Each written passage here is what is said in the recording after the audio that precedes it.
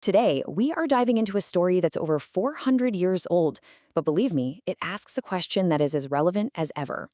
It's a fantastic tale full of magic, betrayal, and a crazy shipwreck on an enchanted island. But if you strip all that away, it's really about a profound choice, a choice between vengeance and mercy. So let's just start right there with the question that is the beating heart of this entire story. Seriously, think about it. Imagine someone wronged you. I mean, really wronged you, took everything. And then, years later, you finally have them right where you want them, completely helpless. What do you do? That's the exact dilemma we're going to unpack. So let's meet our guy, Prospero. He's the rightful Duke of Milan, and he's a man who has had 12 very long years pretty much alone on an island, to think about that exact question. Okay, so here's the backstory. 12 years ago, Prospero's whole world just fell apart. While he was buried in his studies, his magic books, his own brother Antonio stabbed him in the back and stole his dukedom. Prospero and his little daughter Miranda were chucked into a boat and cast out to sea, basically left to die. They wash up on this deserted island, and for 12 years, that's their life. But today? Oh, today, fate has sailed his enemies right into his grasp. And this is where it all kicks off. Prospero, who's become a seriously powerful sorcerer, whips up this gigantic, terrifying storm. And this is no accident. The ship that's getting torn apart by the waves, it's carrying the very men who betrayed him all those years ago. His brother Antonio and the King of Naples, Alonso, who helped him do it. Now, it's really important to get this. This storm isn't just some random act of nature. Nope. It is a 100% controlled event. It is Prospero's opening move in a massive, carefully planned game of chess. The storm itself, it's all about consequences. It's a violent wake-up call for his enemies, and it's the first step to restoring the order that was broken when he was betrayed. So, let's zoom in on the island itself, because this place isn't just a prison for Prospero, it's become his kingdom.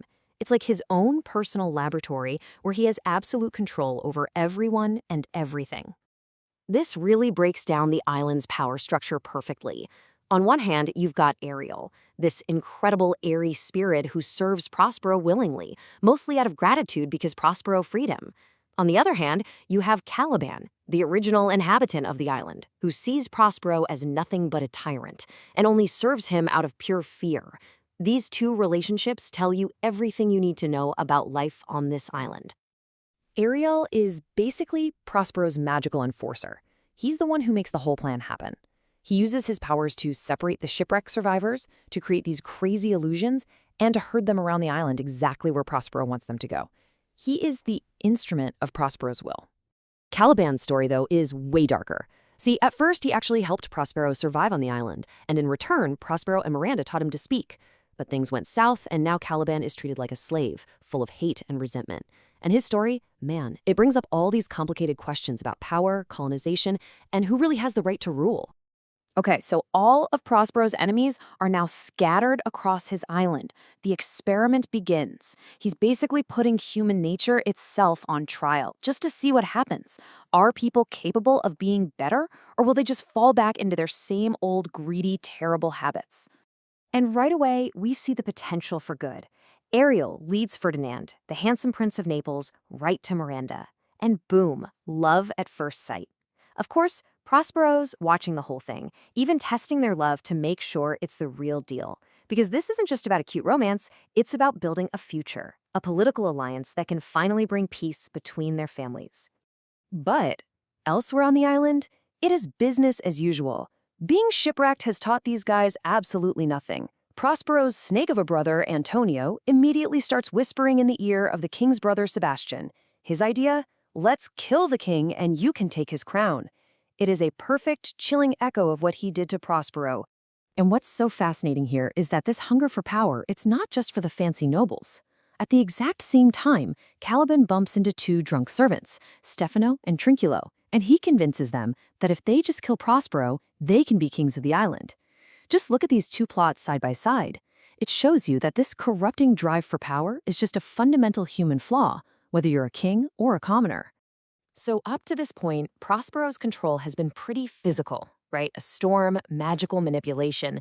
But now he shifts gears. He starts to stage these elaborate illusions, these spectacles, not just to control his enemies, but to force them to look in the mirror and face what they did.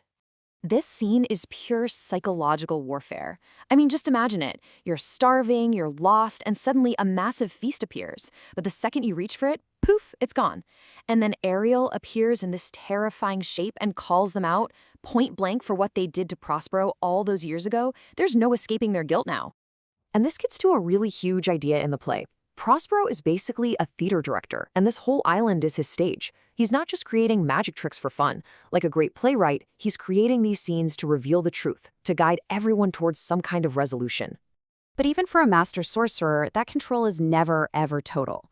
Right in the middle of this beautiful magical show he's putting on for Ferdinand and Miranda, he suddenly remembers Caliban's grubby little murder plot, and he just snaps. The magic vanishes.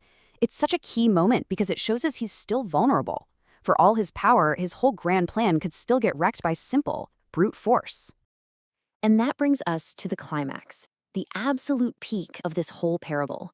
All the pieces are on the board, all of Prospero's enemies are finally gathered together, totally under his control. His 12-year plan has come down to this one single moment.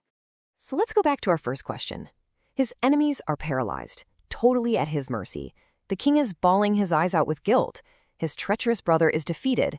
Revenge is right there for the taking. So what's it going to be? And this is the moment. Prompted by Ariel, of all beings, who feels pity for the humans, Prospero has this incredible change of heart.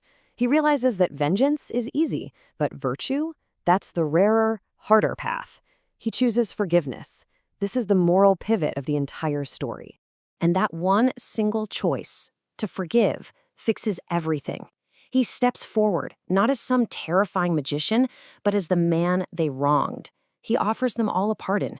And just like that, King Alonso, full of regret, gives him back his dukedom. Forgiveness, not revenge, is what finally restores the natural order. And then he does the most amazing thing of all. Now that he has everything he ever wanted back, he makes one last choice.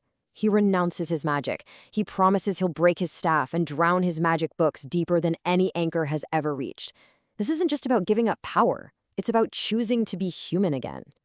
You know, there's a really famous take on this final moment. A lot of scholars see Prospero, the master illusionist on his island stage, as a stand-in for Shakespeare himself. And drowning his books? Well, that's seen as Shakespeare laying down his own pen for the last time, saying goodbye to the theater.